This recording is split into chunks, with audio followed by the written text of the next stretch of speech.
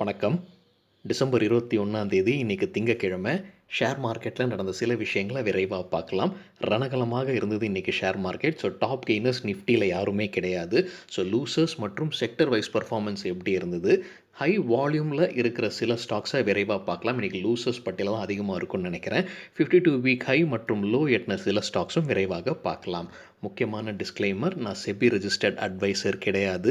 இந்த வீடியோவில் காட்டக்கூடிய அனைத்து கம்பெனிகளும் இன்ஃபர்மேஷனல் பர்பஸ்க்காக மட்டுமே. முதலீடு பண்ணுங்கன்னு சொல்கிற வீடியோ கிடையாது. எந்த ஒரு முதலீட்லையும் ரிஸ்க் இருக்குங்க. ரிஸ்க் புரியாமல் இன்வெஸ்ட் செய்யாதீங்க. ரிஸ்க் புரியலனா தயவு செஞ்சு இன்வெஸ்ட்மெண்ட்டை தவிர்த்துருங்க.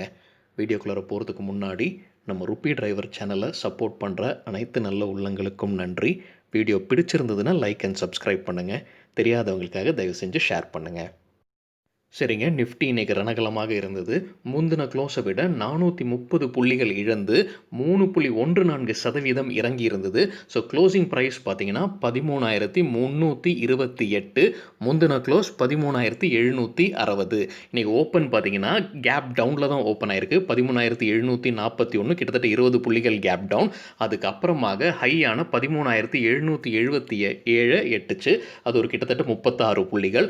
அதுக்கப்புறம் லோவை எட்டுச்சு 13,131, அதாவது 646 புள்ளிகளை இழந்தது லோவாக அடிக்கிறதுக்கு. முக்கியமாக கவனிக்க வேண்டிய விஷயங்கள் பார்த்தீங்கன்னா, விக்ஸ் அதாவது வாலட்டிலிட்டி இண்டெக்ஸ் பார்த்தீங்கன்னா 23.65 இருந்தது இன்றைக்கி. அதிகரிச்சிருக்காது. நிஃப்டியோட price to earnings per share, அதாவது பிஇ ரேஷியோ பார்த்தீங்கன்னா டிசம்பர் 18ஆம் தேதி 37.84. நமக்கு முன்னவே தெரியும் நிஃப்டி ரொம்ப ஹையில் தான் இப்போ போய்கொண்டு இருக்குது அப்படின்றது. இன்றைக்கி நடந்தது கரெக்ஷனாக செல் ஆஃபான்றது ஒரு டவுட்டு தான். ஏன்னா ஒரு பெரிய ஒரு ஃபால் இருந்திருக்கு இன்றைக்கி. இந்த வீக்கெண்டில் சில நெகட்டிவான நியூஸ் சுற்றி கொண்டு இருந்ததுங்க. அதில் சிலதை மட்டும் விரைவாக பார்க்கலாம். யூஎஸ் கவர்மெண்ட் சைனீஸ் கம்பெனிஸ் 60 கம்பெனிகளை பிளாக் லிஸ்ட் பண்ணியிருக்காங்க. அந்த 60 கம்பெனியில் டாப் சிப் மேக்கரான எஸ்எம்ஐசி கம்பெனியும் ட்ரோன் தயாரிக்கிற டிஜேஐ கம்பெனியும் உட்படும். இந்த 60 கம்பெனியை யூஎஸ் கவர்மெண்ட் பேன் பண்ணியிருக்காங்க, இல்லை பிளாக் லிஸ்ட் பண்ணியிருக்காங்கன்னா சைனீஸ் கவர்மெண்ட் சும்மா இருக்க மாட்டாங்க. அதற்கு எதிர்ப்பு தெரிவித்து பதிலடி கொடுப்பாங்க. இது மார்க்கெட்டுக்கும் எக்கனாமிக்கும் நல்லதில்லை அப்படின்றது புரிந்து கொள்ளலாம். இது ஒரு பேட் நியூஸாக இருந்தது. அதுக்கப்புறமாக யுனைடெட் கிங்டமில் கொரோனா வைரஸோட ஒரு புது வகை, ஒரு மியூட்டன்ட் டைப் புது ஸ்ட்ரெயின் உருவாயிருக்கு. அது இன்னும் தாக்கக்கூடிய தன்மை அதிகமாக இருக்குது அப்படின்ற ஒரு நியூஸும் வந்து கொண்டிருக்கு. இதனிடையில் யூகேக்கு போகிற வர ஃப்ளைட்ஸை பல யூரோப்பியன் கண்ட்ரிஸ் தடை செஞ்சுட்டாங்க, ஸ்டாப் பண்ணிட்டாங்க. நம்ம ஊர்லேயும் இதற்கான ஒரு தடையை சொல்லியிருக்காங்க கவர்மெண்ட். அது சரிங்க, நம்ம மத்திய அரசின் சுகாதார அமைச்சராக இருப்பவர் திரு ஹர்ஷ்வர்தன் அவர் சொல்லியிருக்கிறது கவர்மெண்ட் அலர்ட்டாக இருக்காங்க, யாரும் பீதி அடைய வேண்டாம் இந்த நியூஸை கேட்டுட்டு அப்படின்ற ஒரு அறிக்கையும் அவர் சொல்லியிருக்கிறாரு. சரிங்க, இப்போ நம்ம பார்த்துட்டு இருக்கிறது ஒன் டே சார்ட். ஜெரோதா கைட்லேருந்து எடுத்துருக்கிறது. கடைசி கேண்டில் தான் இன்னைக்கு கேண்டில். ஒரு ஸ்ட்ராங்கான பேரிஷ் கேண்டில் ஃபார்ம் ஆயிருக்கு. ஒரு ஃபுல் பேட்டர்னாக பார்க்கும்போது நிறைய டோஜிகள் ஃபார்ம் ஆகி கொண்டிருந்தது. ஒரு கிட்டத்தட்ட ஒரு ஈவினிங் ஸ்டார் பேட்டர்ன் மாதிரி தெரியுதுங்க. ஆனால் இன்னைக்கான செல் ஆஃப் ஒரு பயங்கர ஸ்ட்ராங் பேரிஷ் கேண்டிலாகவே இருக்குது. 15 மினிட் சார்ட்டையும் விரைவாக பார்க்கலாம். இப்போ நம்ம பார்த்துக்கிட்டு இருக்கிறது 15 மினிட் சார்ட். 15 மினிட்ஸில் பார்த்தீங்கன்னா ஃபஸ்ட் எடுத்துன்னு ஒரு கேப் டவுன் கிட்டத்தட்ட 20 புள்ளிகள். அதுக்கப்புறமாக மேலே போயிட்டு 13,770 டெஸ்ட் பண்ணியிருக்கு. கடந்த 2 நாட்களாகவும் 13,070 தான் அதிகமாக இருந்ததுங்க. இன்றைக்கும் 13,070 டெஸ்ட் பண்ணதுக்கு அப்புறமாக கீழே வர ஆரம்பித்து விட்டது. மதியம் ஒரு 1:30 மணி அளவுக்கு அப்புறமாக ஒரு செல் ஆஃப், அதுவும் பயங்கரமான செல் ஆஃப் செய்ய ஆரம்பிச்சது. 13,700 பிரேக் பண்ணதுக்கு அப்புறமாக அது நேராக போய் நின்னது 13,130 கிட்டத்தட்ட. சரிங்க, இன்றைக்கி அனைத்து செக்டரும் ரெட்டில் தான் க்ளோஸ் ஆயிருக்கு. குறைவாக லூஸ் பண்ண செக்டர் ஐடி செக்டர் 1.77% இறங்கியிருந்தது. அதைத் தொடர்ந்து எஃப்எம்சிஜி 2.79% இறங்கியிருந்தது. ஃபார்மா செக்டர் 3.79% இறங்கியிருந்தது. ஃபினான்ஷியல் செக்டர் 3.27% இறங்கியிருந்தது. பேங்கிங் செக்டர் ஒட்டுமொத்தமாக 4.10% இறங்கியிருந்தது. பப்ளிக் செக்டர் பேங்க் 6.9% இறங்கியிருந்தது. பிரைவேட் செக்டர் பேங்க் 4.11% இறங்கியிருந்தது. ரியாலிட்டி செக்டர் 5.2%, மீடியா செக்டர் 6.2% இறங்கியிருந்தது. மெட்டல் செக்டர் 5.5% இறங்கியிருந்தது. இன்றைக்கி நிஃப்டியில் கெய்னஸே கிடையாதுங்க. ஸோ லூசஸை விரைவாக பார்க்கலாம். டாடா மோட்டார்ஸ் கிட்டத்தட்ட 9.5% இறங்கியிருந்தது. ஓஎன்ஜிசி 9.4%, கெயில் 8.4% இறங்கியிருந்தது. இண்டஸ்இண்ட் பேங்க் 8%, ஹிண்டால்கோ 7.44% இறங்கியிருந்தது. ரொம்ப குறைவாக லூஸ் பண்ண 2 ஸ்டாக்ஸ் பார்க்கணும்னு நினச்சோன்னா இன்ஃபி வந்து இன்றைக்கி இன்ஃபோசிஸ் வந்து 1.16% இறங்கியிருந்தது. நெஸ்லே இந்தியா 1.27% இறங்கியிருந்தது. ஸோ இந்த 2 ஸ்டாக்ஸ் தான் நிஃப்டியில் குறைவாக இறங்கின ஸ்டாக்ஸ். சரிங்க, சில இண்டிவிஜுவல் ஸ்டாக்ஸை விரைவாக பார்க்கலாங்க. இந்த ரணகலத்திலும் சில ஸ்டாக்ஸ் பாசிட்டிவில் க்ளோஸ் ஆகிருக்காங்க. So Tasty Bite Eatables company வந்து இன்றைக்கி 9% அதிகரிச்சிருக்கு. ஹனிவெல் ஆட்டோமேஷன் கம்பெனி 4% அதிகரிச்சிருக்கு. ஹனிவெல் ஆட்டோமேஷன் கம்பெனி நம்ம முன்ன ஒரு வீடியோ பண்ணியிருந்தோம். ஏர்னிங்ஸ் பர் ஷேர் அதிகமாக கொடுக்கக்கூடிய நிஃப்டி கம்பெனிகள் எவைன்றதில் அது ஹனிவெல் வந்து டாப் 5ல் இருந்திருக்காங்க. ஸோ இன்றைக்கி 4% அதிகரிச்சிருக்கு. ஜேகே சிமெண்ட்ஸ் இன்றைக்கி 1.5% அதிகரிச்சிருக்கு. சரிங்க, இன்றைக்கி பேங்க்ஸ் நல்லா பர்ஃபார்ம் பண்ணல. குறிப்பாக பப்ளிக் செக்டர் பேங்க்கில் இருக்கிற இந்தியன் பேங்க் 11% விழுந்திருந்தது. கனரா பேங்க் 10% விழுந்திருந்தது.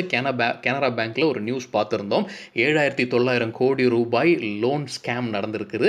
அதுக்கு கனரா பேங்க்குக்கு ஒரு இழப்பு இருக்குது அப்படின்ற செய்தியை நேற்று நம்ம பார்த்துருந்தோம். இன்றைக்கி 10% விழுந்திருந்தது Canara Bank. State Bank of India 7% விழுந்திருந்தது.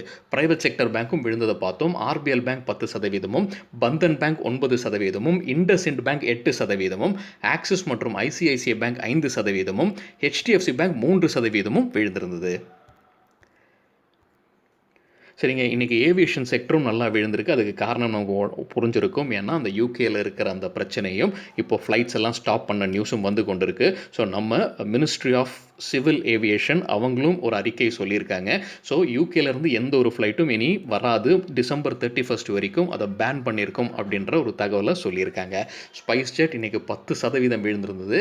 Indigo 9% விழுந்திருந்தது. Jet Airways வந்து ஆரம்பிக்கும் போது நல்லா ஆரம்பித்தாங்க. அப்பர் சர்க்கியூட் அடிச்சிருக்காங்க 117.05. அதுக்கப்புறமாக லோவர் சர்க்கியூட்டான 105.95 அடிச்சிருக்காங்க. ஸோ கடைசியாக 5% இன்றைக்கி லாஸில் இருந்திருக்காங்க ஜெட் ஏர்வேஸ். சரிங்க, Shipping Corporation of India, government of India வந்து அவங்களோட ஷேர்ஸை விற்க போகிறதாக அறிவிச்சிருக்காங்க. அவங்கக்கிட்ட இருக்கிற 63.75% ஷேர்ஸை விற்க போகிறாங்க. ஸோ கண்ட்ரோலையும் கொடுத்துட போகிறாங்க.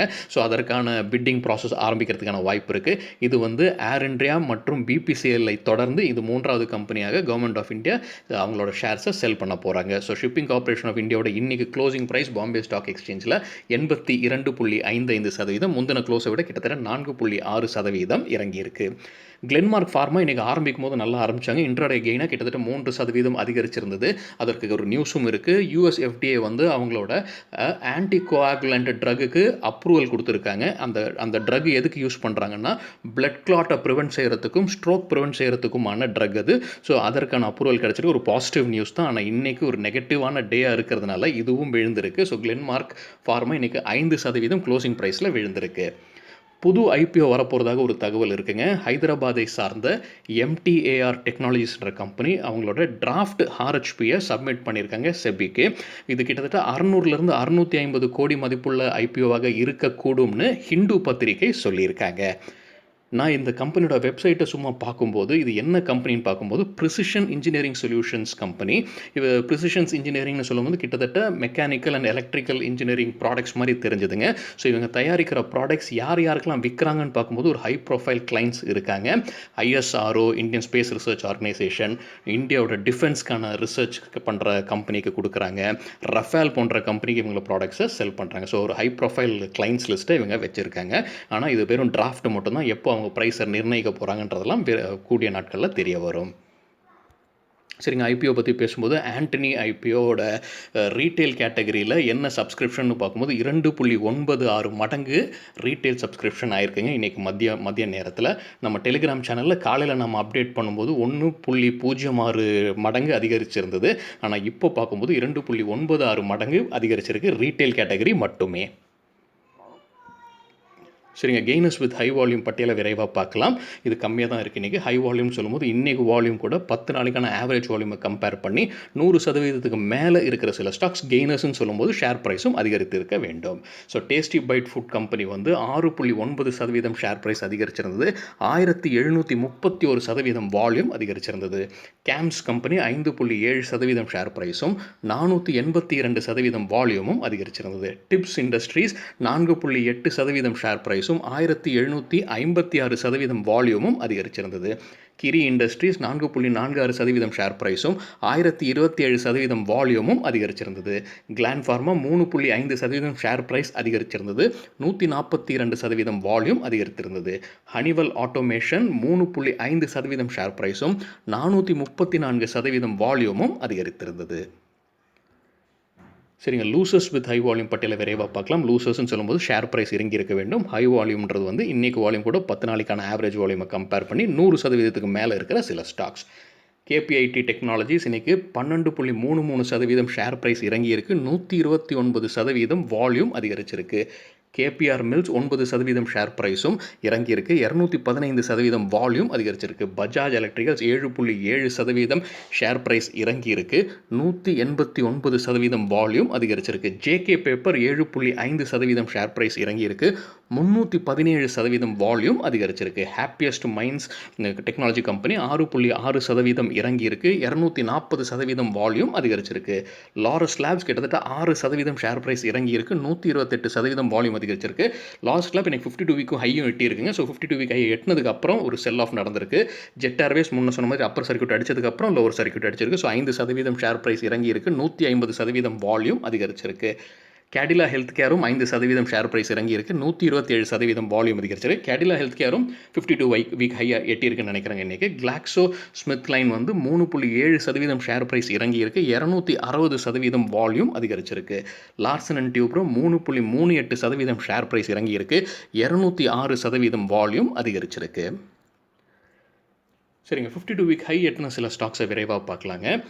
ஃபார்மா கம்பெனியான பாஃப்னா ஃபார்மா தொடர்ந்து இந்த பட்டியலில் இடம் பிடிச்சிக்கிட்டே வராங்க. 52 வீக் ஹை மற்றும் all time ஹையை.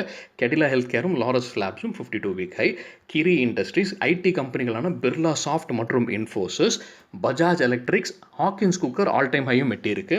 Titan 52 week high. Vakrangee, ceramics கம்பெனியான கஜாரியா செராமிக்ஸ் மற்றும் செரா, சுந்தரம் கிளேட்டன் 52 வீக் ஹைங்க. ஜெட் ஏர்வேஸும் 52 வீக் ஹை இன்னைக்கு. 52 வீக் லோவில் இருக்கிற எப்போவுமே இருக்கிற ஜம்ப் நெட்வொர்க்ஸ் தொடர்ந்து கொண்டு இருக்குங்க. சிஎஸ்டி கெமிக்கல்ஸும் தொடர்ந்துகிட்டு இருக்காங்க. அரோமா என்டர்பிரைசஸ் இன்றைக்கி இந்த புதுசாக என்ட்ரான ஒரு ஸ்டாக். சரிங்க, இதுதான் என்னுடைய பார்வைக்கு இன்றைக்கி சில விஷயங்கள் ஸ்டாக் மார்க்கெட்டில் நடந்தது. உங்கள் பார்வைக்கு ஏதாவது இன்ட்ரெஸ்டிங்கான விஷயங்கள் தென்பட்டிருந்ததுன்னா தயவு செஞ்சு பகிர்ந்து கொள்ளுங்கள். அனைவருக்கும் உபயோகமாக இருக்கும். குறிப்பாக வீடியோ பற்றியான ஃபீட்பேக்கும் பகிர்ந்து கொள்ளுங்கள். நன்றி, வணக்கம்.